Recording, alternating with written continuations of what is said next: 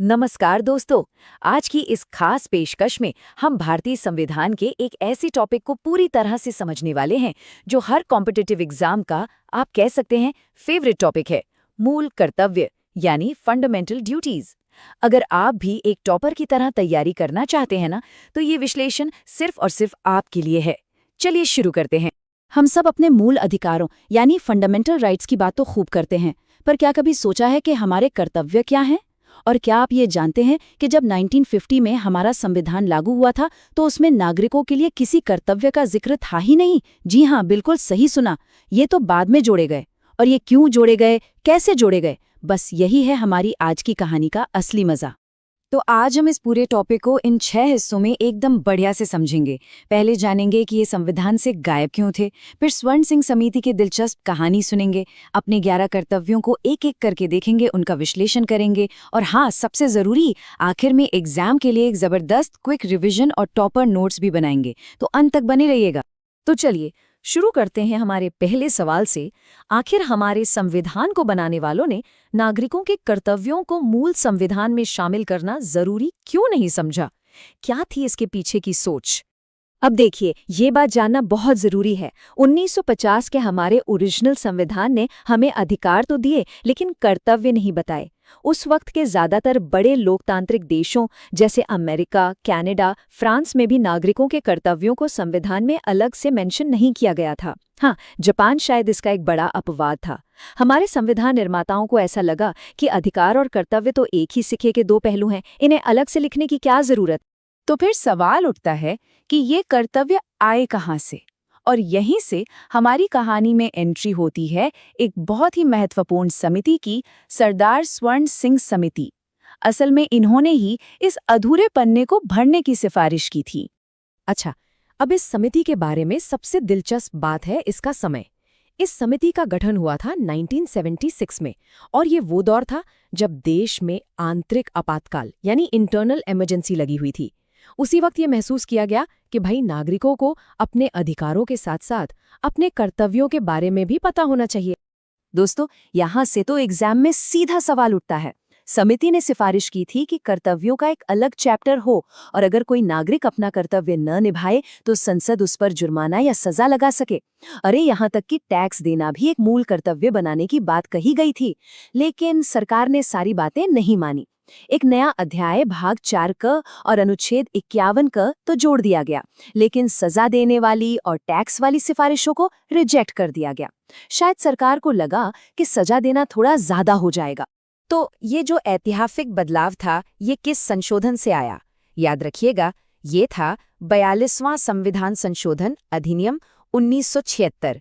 इसी संशोधन ने संविधान में भाग 4 क और अनुच्छेद 51 क को जोड़ा, जिसमें शुरू में 10 मूल कर्तव्य थे।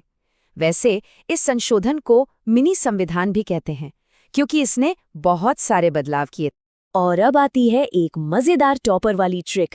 ये तारीख कैसे याद रखें? अरे बहुत आसान है। संशोधन कौन सा था? 42वां। तो बस 4 और 2 को जोड़ दीजिए, कितना आया? 6। और साल कौन सा है? 1976, जिसके आखिर में भी 6 आता है। हो गया ना याद? 4 + 2 = 6 और साल है 1976। बस अब ये तारीख दिमाग में एकदम लॉक हो गई। चलिए, अब सीधे सीधे उन कर्तव्यों की लिस्ट पर आते हैं जो हम सभी को पता होने चाहिए।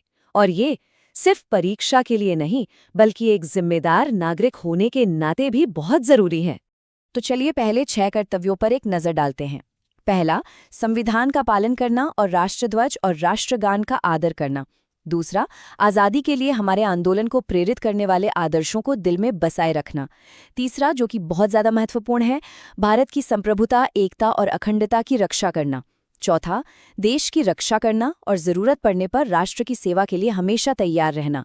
पांचवा, सभी लोगों में भाईचारे की भावना को बढ़ाना और महिलाओं का सम्मान करना।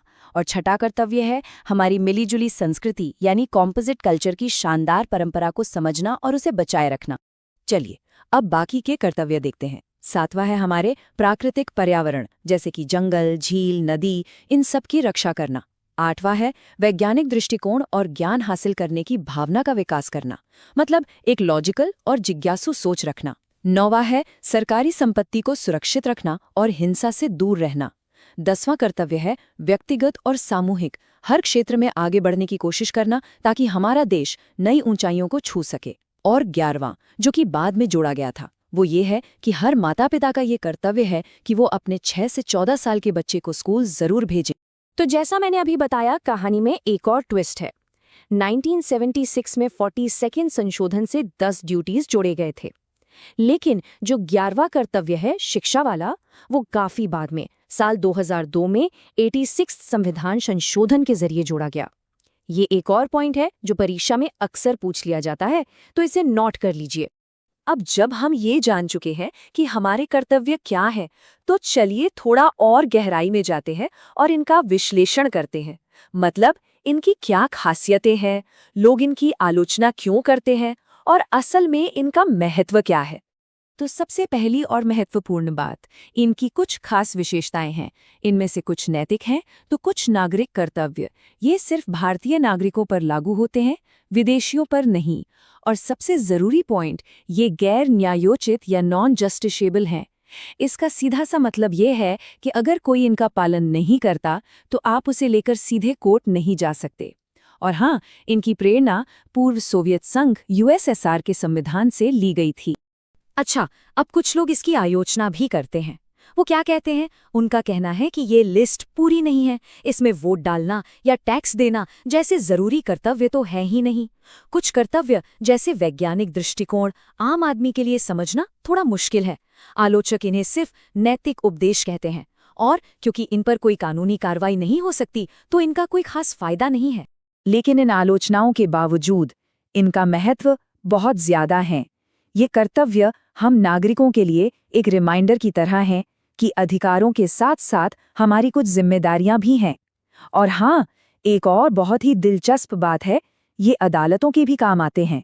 जब कोई कोर्ट किसी कानून की संवैधानिकता की जांच करता है तो वो ये भी देखता है कि क्या वो कानून मूल कर्तव्यों से मेल खाता है या नहीं।